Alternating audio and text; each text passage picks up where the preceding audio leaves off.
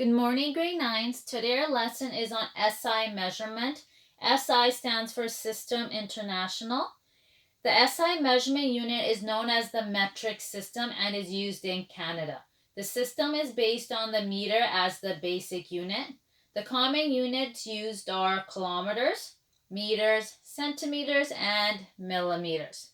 So if we can see, we use kilometers for distance between cities. So if I was going to go from Surrey to Vancouver, I would explain my distance using kilometers. For meters, we are talking about our height. In meters, we can measure rooms in meters. Centimeters, for any drawings we do on paper, we can use centimeters. And then millimeters is our smallest unit, and we can use this on paper as well. So some types of question you should be able to do is I can give you an example of a length and ask you which one does it have. For example, if I ask you which unit would you use to measure the length of your shoe? And most of you would say centimeters or millimeters, and I would take either of those answers. Another one is I can ask you, what would I measure the height of a person? We're used to feet and inches, but that's the American system. So the height of a person in Canada is mostly measured in meters and centimeters. The distance to the next town, we are measured in kilometers. And the thickness of a piece of paper can be measured in millimeters. So you should be able to tell me which unit you would use to measure specific things. Sometimes you don't have a measuring tool and you need to measure something. So if you don't have a measuring tool and you need to measure something, you may use a referent. So a referent is a definition you need to know. A referent is when an individual uses an item as reference for estimating a measurement. Because sometimes when we go out, we don't have a ruler with us, so we can't measure something. So some 3 common examples of a referent are, if we look at the width of our fingernail, we say that's approximately a centimeter. And that's approximation because I know different people have different widths on their fingernail, but they're saying approximately that's 1 centimeter. The thickness of a dime, if we go out, we might have a dime. You can measure something in millimeters using the thickness of a dime. And then the height of your waist. So the height up to your waist is approximately a meter. Again, these are approximations, but these are things that we have with us most of the time, especially our fingernail and our waist.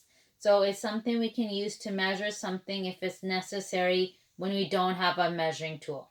So a referent is when an individual uses an item as a reference for measuring something. So I can use the width of my fingernails to see how many centimeters that object is, or I can use the height of my waist to figure out how many meters an object is approximately.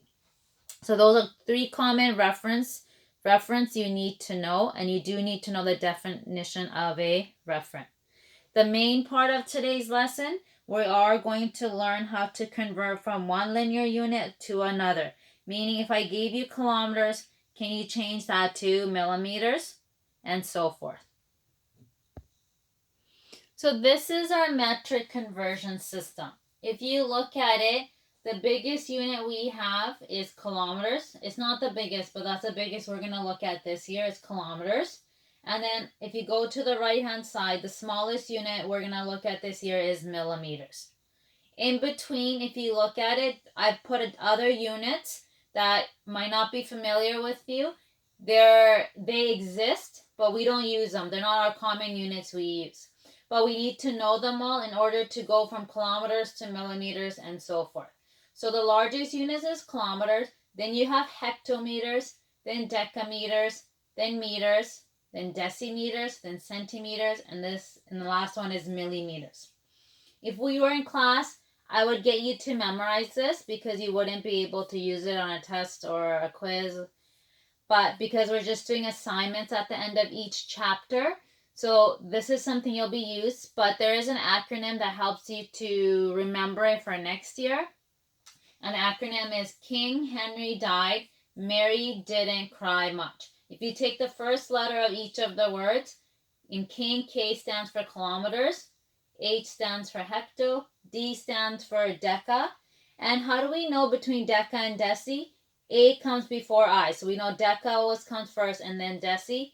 M for meters, D for decimeters, C for centimeters, and M for millimeters. So this metric conversion system is something you do need to know, and you should have it memorized for the future. I know because I'm not doing testing quizzes, I'm just doing assignments. You don't need to memorize it for me for this year.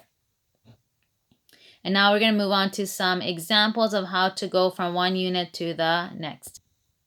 So, example, convert each of the following. If you look at letter A, it says I have 38,440,300 centimeters, and I want you to change it to kilometers. So how do I change? So first thing is we need to know our line.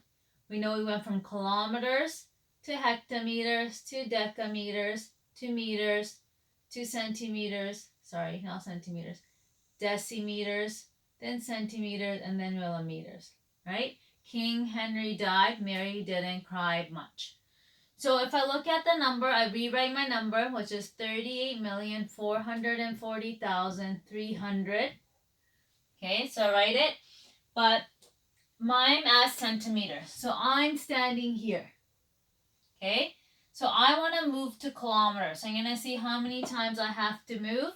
I'm going to move 1, 2, 3, 4, 5 times to the left. And this is a movement of your decimal place. So if I look at my number, there's no decimal place. So where does my decimal place go? My decimal place always goes at the end of a number. Then I move it 1, 2, 3, 4, 5. So my answer becomes 384.403 kilometers. So this many kilometers is the same thing as that many centimeters. The two expressions are equivalent. Okay, so let's do another one. If I look at it again, I start off with my conversion. Kilometers, hectometers, decameters, meters, decimeters, centimeters, and millimeters. Okay, where do I start off? I'm at 8.2. I'm at kilometers. So I'm standing in kilometers. And I want to get to decimeters. So I'm going to be moving 1, 2, 3, 4 units to the right. So I move 1, 2, 3, 4. I fill in my empty spaces with circles. So my answer is going to be 82,000 decimeters. So 82,000 decimeters is the same thing as 8.2 kilometers.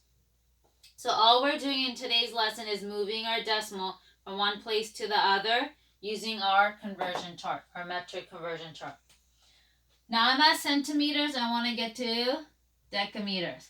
So I have kilometers, hectometers, decameters, meters, decimeters, centimeters, and millimeters. Where am I standing? I'm actually at decameters right now. And I'm wrong. I'm at centimeters right now, and I want to get to decameters. So that is 1, 2, 3 spots. So my number is 63. It has no decimal. So I put a decimal at the end of the number. Then I move it over 3. So 1, 2, 3. This is where my decimal goes. So my answer becomes 0.063 decameters. Okay, that is equivalent to 63 centimeters. If you have learned this already in the past and you have a different way of doing it, that's fine. Just make sure you show me your work. And that's the end of our lesson. If you have questions or concerns, please email me or send me a message on Teams. Bye.